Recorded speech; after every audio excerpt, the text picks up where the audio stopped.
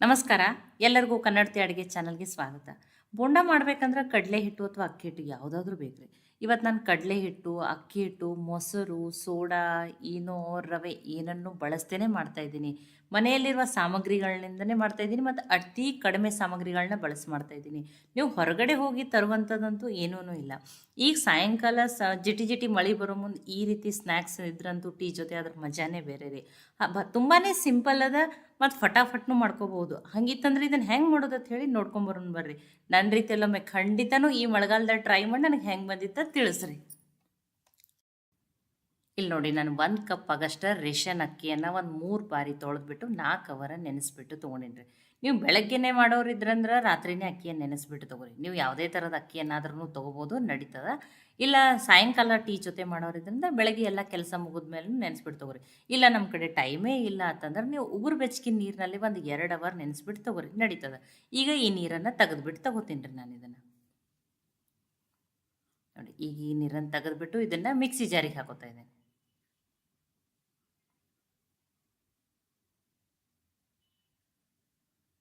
ಇದಕ್ಕೆ ನಾನಿಲ್ಲಿ ಒಂದು ಅರ್ಧ ಬಟ್ಲಾಗಷ್ಟೇ ನೀರನ್ನು ಹಾಕ್ಕೊಂಡು ಇದನ್ನು ನುಣ್ಣಗೆ ರುಬ್ಕೋತೀನಿ ರೀ ನಾನು ಇದನ್ನು.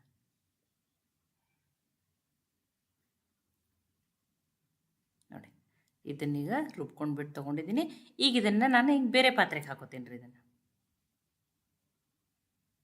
ನೋಡಿ, ತುಂಬ ತೆಳುವನಲ್ಲ, ಇಷ್ಟನ್ನೇ ಮಾಡ್ಕೊಳ್ಳಿ. ಅರ್ಧ ಬಟ್ಲು ನೀರು ಸಾಕಾಗ್ತದೆ ರೀ. ನೋಡಿ, ನಾನು ನಿಮಗೆ ತೋರಿಸ್ತೀನಿ. ಈ ರೀತಿ ಇರಬೇಕು ನೋಡಿರಿ. ನೋಡಿ, ಈಗ ಇದನ್ನು ಅನ್ಕತಕ್ಕ ಸೈಡಿಗೆ ಇಡ್ತೀನಿ ರೀ. ನಾನು ಇದನ್ನು ಆಮೇಲೆ ಯೂಸ್ ಮಾಡ್ತೀನಿ. ಈಗ ಇದೇ ಮಿಕ್ಸಿ ಜಾರಿಗೆ ನಾನಿಲ್ಲಿ 2 ಮೀಡಿಯಮ್ ಸೈಜದ ಆಲೂಗಡ್ಡೆಯನ್ನು ಕುದಿಸ್ಬಿಟ್ಟು ಸಿಪ್ಪೆ ತೆಗೆದ್ಬಿಟ್ಟು ತೊಗೊಂಡಿದ್ದೀನಿ ರೀ. ಈಗ ಇದನ್ನು ಮುರಿದ್ಬಿಟ್ಟು ಹಾಕ್ತಾಯಿದ್ದೀನಿ ರೀ. ನೋಡಿ, 1 ಕಪ್ ಅಕ್ಕಿಗೆ 2 ಆಲೂಗಡ್ಡೆಯನ್ನು ಹಾಕಿರಿ. ಇದಕ್ಕೆ ತುಂಬ ನೀರಲ್ಲ, ಸ್ವಲ್ಪ ನೀರನ್ನು ಹಾಕ್ಕೊಂಡು ಇದನ್ನೂ ಈಗ ಫೈನ್ ಪೇಸ್ಟ್ ಮಾಡ್ಕೋತೀನಿ ರೀ.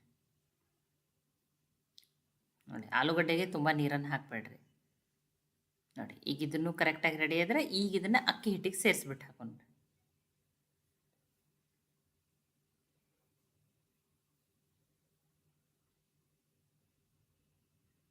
ಒಂದು ಕಪ್ ಅಕ್ಕಿಗೆ ನಾನಿಲ್ಲಿ 2 ಆಲೂಗಡ್ಡೆಯನ್ನು ಹಾಕಿದ್ದೇನೆ ರೀ ನಾನು.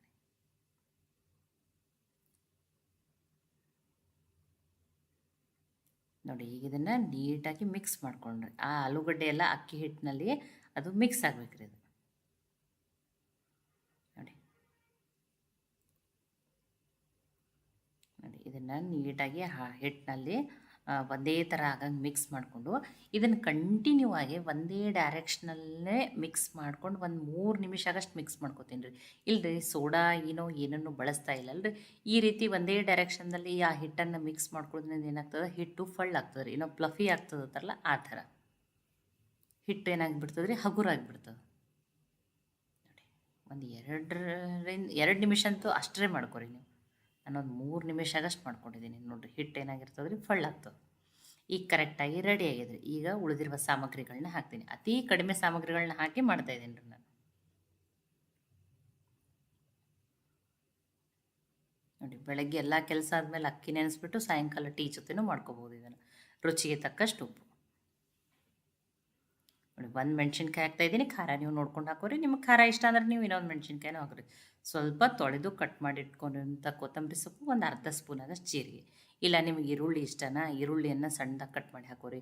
ಅಥವಾ ಕಾಳು ಮೆಣಸನ್ನು ಸ್ವಲ್ಪ ಕುಟ್ಟಿನೂ ಹಾಕೋಬೋದು, ಅದು ಫ್ಲೇವರ್ ಚೆನ್ನಾಗಿ ಬರ್ತದೆ.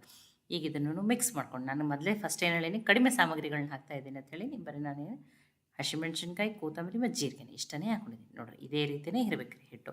ಈಗ ಕರೆಕ್ಟಾಗಿ ರೆಡಿ ಆಗಿದ್ರಿ. ಆಲ್ರೆಡಿ ಎಣ್ಣೆನೂ ಕಾಯ್ಲಕ್ಕೆ ಇಟ್ಟಿದ್ದೀನಿ. ಎಣ್ಣೆನೂ ಚೆನ್ನಾಗಿ ಕಾಯ್ದದ. ನೋಡಿ, ಗ್ಯಾಸು ಮೀಡಿಯಮ್ ಫ್ಲೇಮ್ದಲ್ಲೇ ಇರಲಿ ರೀ. ನೋಡಿರಿ, ಹಿಟ್ಟು ಎಣ್ಣೆಯಲ್ಲಿ ಹಾಕಿದ್ಮೇಲೆ ನೋಡಿರಿ, ಅವು ಬೋಂಡ ಎಷ್ಟು ಜಲ್ದಿ ಎಣ್ಣೆಯಲ್ಲಿ ಮೇಲೆ ಬರತ್ತಂದ್ರೆ ಹಿಟ್ಟು ಹೇಳ್ತದ್ರಿ, ಅದು ಚೆನ್ನಾಗಿ ಏನಾಗಿದೆ, ಫಳ್ಳಾಗಿದೆ ಅಂತ ಹೇಳಿ.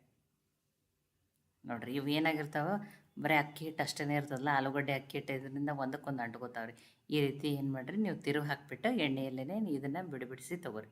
ಇಲ್ಲ ಸ್ವಲ್ಪ ಅಡಾಗದ ಪಾತ್ರೆ ಇರೋದ್ರಲ್ಲಿ ಕರೆದ್ಬಿಟ್ಟು ತೊಗೊರಿ. ಆ ರೀತಿ ಕಡಾಯಿ ಇತ್ತಂದ್ರೆ ಅವಾಗ ಏನು ಮಾಡಿರಿ, ಒಂದನ್ನು ಕರಿಯೋಕೆ ಹಾಕಿದ್ಮೇಲೆ 1 ನಿಮಿಷ ಬಿಟ್ಟು, ಅಂದ್ರೆ ಒಂದು ಸ್ವಲ್ಪ ಒಂದು ಟೈಮ್ ತೊಗೊಂಡು ಅದು ಕರೆದು ಮೇಲ್ಗಡೆ ಬಂದಮೇಲೆ ಅವಾಗ ಇನ್ನೊಂದನ್ನು ಬಿಡ್ರಿ. ಆ ರೀತಿ ಮಾಡ್ಕೊರಿ, ಅವಾಗ ಅಂಟ್ಕೊಳ್ಳೋದಿಲ್ಲ. ನೋಡಿ, ಲೈಟಾಗಿ ಗೋಲ್ಡನ್ ಕಲರ್ ಆಗೋವರೆಗೂ ಕರೆದ್ಬಿಟ್ಟು ತೊಗೊಳೋಣ್ರಿ. ನೋಡಿ ತುಂಬಾ ಈಸಿ ಅದ್ರಿ ಇದು. ನೋಡಿ ಕಲರ್ನು ಎಷ್ಟು ಚೆನ್ನಾಗಿ ಬಂದದ. ಇನ್ನೊಂದು ಸ್ವಲ್ಪನೂ ಕರದ್ ಬಿಟ್ಟು ತೊಗೋತೀನಿ ನಾನು ನಿಮಗೆ. ನೋಡಿರಿ ಮುರಿದು ಬಿಟ್ಟು ತೋರಿಸ್ತೀನಿ ಎಷ್ಟು ಚೆನ್ನಾಗಿ ಬಂದವ. ನೋಡಿರಿ ಇನ್ನೊಂದು ಸ್ವಲ್ಪ ಕರದ್ ಬಿಟ್ಟನ್ನು ತೊಗೊಂಡು ನೋಡಿರಿ ಕಲರ್ನು ಎಷ್ಟು ಚೆನ್ನಾಗಿ ಬಂದೈತಿ, ಎಷ್ಟು ಪರ್ಫೆಕ್ಟಾಗಿ ನಿಮಗೆ ನೋಡ್ರೇ ಗೊತ್ತಾಗತ್ತೈತಿ. ತುಂಬಾ ಕ್ರಿಸ್ಪಿನೂ ಆಗ್ಯಾವ, ಫಳ್ನೂ ಆಗ್ಯಾವ. ಇವನು ಬಿಸಿ ಬಿಸಿ ಹೀಗೇನ ತಿನ್ಬೋದು ರೀ. ನೋಡಿರಿ ಎಷ್ಟು ತಿಂದ್ರೂ ಸಾಲೋದೇ ಇಲ್ಲ, ಇನ್ನೂ ತಿನ್ಬೇಕೇ ಅನ್ನಿಸ್ತಿರ್ತದೆ, ಅಷ್ಟು ಚೆನ್ನಾಗಿ ಬಂದಿರ್ತಾವೆ.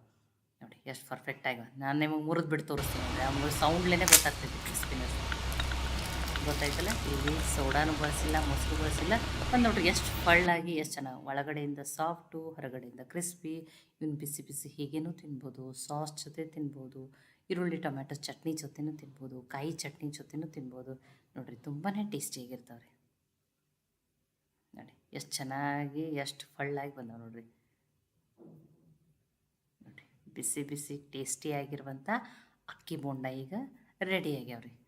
ನೋಡಿ ಮಕ್ಕಳು ಸಾಯಂಕಾಲ ಸ್ಕೂಲಿಂದ ಬಂದಿರ್ತಾರೆ, ಗಾಳಿ ಬಂದಿರ್ತಾರೆ, ಅವ್ರಿಗೂ ಹಸಿವಾಗಿರ್ತದೆ. ಮತ್ತು ಟೀ ಜೊತೆ ಏನಾದರೂ ಈ ರೀತಿ ಇತ್ತಂದ್ರೆ ಟೀ ಕಾಫಿ ಜೊತೆ ಅದ್ರ ಮಜಾನೇ ಬೇರೆ ರೀ.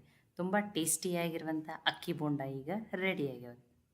ನೋಡಿ ಈ ನಾನು ಕಾಯಿ ಚಟ್ನಿ ಮಾಡ್ಕೊಂಡಿದ್ದೀನಿ, ಅದ್ರ ಜೊತೆನೂ ತುಂಬಾ ಟೇಸ್ಟ್ ಚೆನ್ನಾಗತ್ತೆ. ನಿಮಗೆ ಯಾವ ಚಟ್ನಿ ಇಷ್ಟನೋ ಅದ್ರ ಜೊತೆ ಮಾಡ್ಕೊರಿ ನೀವು.